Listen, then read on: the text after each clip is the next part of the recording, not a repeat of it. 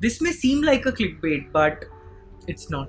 We are literally addicted to food, and this addiction is in the form of psychological dependence on our food due to the modern lifestyle. Today, we'll try to understand how this modern lifestyle has changed our simple form of sustenance into an addiction that is driving millions to hospitals daily. Now, before we get into addiction, we need to understand hunger. Simple natural hunger. Hunger by itself follows a very simple path. Our body follows a clock. It has a habit of sleeping at a certain time, waking up at a certain time, and eating at a certain time. Normally, the closer you get to that set time, the hungrier you get. And when you sit down to eat, this hunger is then modulated by a quick energy calculation done by your body. Now, this is an internal process. Depending on the energy that you require, the body sets up the hunger. Simple. Here's the issue. Nowadays, there's another kind of hunger in play. The first kind, the natural kind, is determined by your physiological need of the body. But this another kind is dependent on the psychological needs of the body, which is chiefly driven by your stress levels. Now, stress can be long term or short term, but the response to this stress is releasing hormones. For short term stress, the hormone released is adrenaline.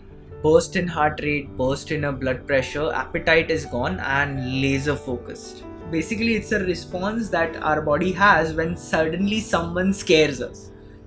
But when it's not a sudden emergency and when the stress is prolonged and sustained, our body responds with other hormones, namely cortisol, the stress hormone. In evolution, it had a sole purpose, helping us deal with sustained stress. Think of it like being on a battlefield where a war can start at any moment, and you are there on guard, ready for a fight. And that's what cortisol does. It keeps our body on guard and ready for that war by keeping one nutrient in our bloodstream, the quickest and the most efficient source of energy: glucose. Cortisol does everything in its power to increase the glucose levels in your blood. First, it increases the production of new glucose in your body. Then it goes and stops the conversion of glucose to glycogen that can be stored in the cells, together making sure that glucose remains concentrated in the blood, where it can be used as soon as the war starts.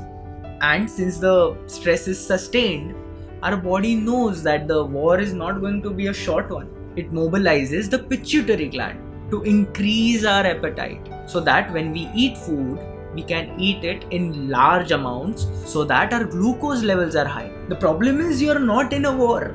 You are sitting in your office in a comfortable chair trying to meet your deadline. And that's the problem with our body. The world has changed at a breathtaking pace, but our body has slowly evolved to where it is. It still works by old rules. All those changes that cortisol pulls off were essential back then. But now, when the same hormone is released, when we have a threat of a deadline sitting in our comfortable chairs in the office, all this cortisol does is makes you hungry, decreases your immunity, and increases your anxiety levels. And as if to provide you with the final punch, it deprives you of sleep. Even you may have felt it with yourself. You just don't sleep properly when you have that trip abroad or when you have your performance review on schedule the next day. This lack of sleep triggers leptin, a hormone which tells us how hungry we are. The lesser the leptin, the more hungry you are. And lack of sleep reduces the level of leptin. So now, when you get hungry, cortisol in conjunction with leptin makes you voraciously hungry. But this time we are not just hungry.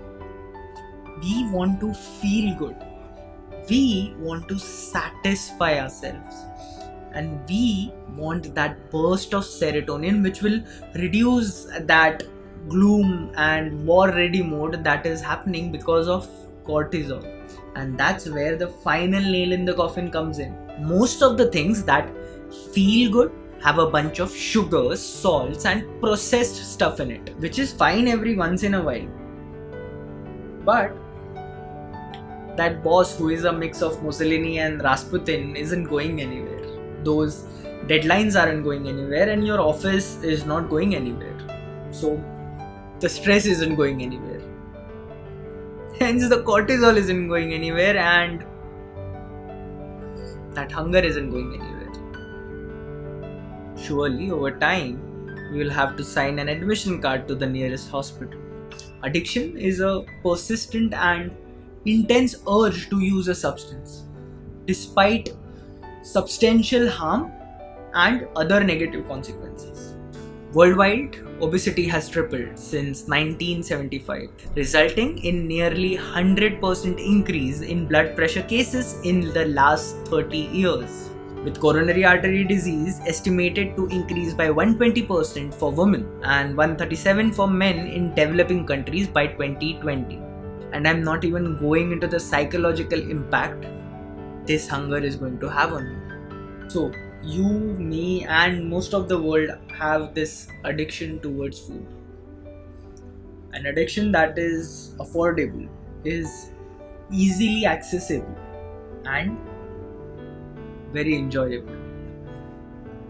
Thank you for watching the video, and I hope this video helps you.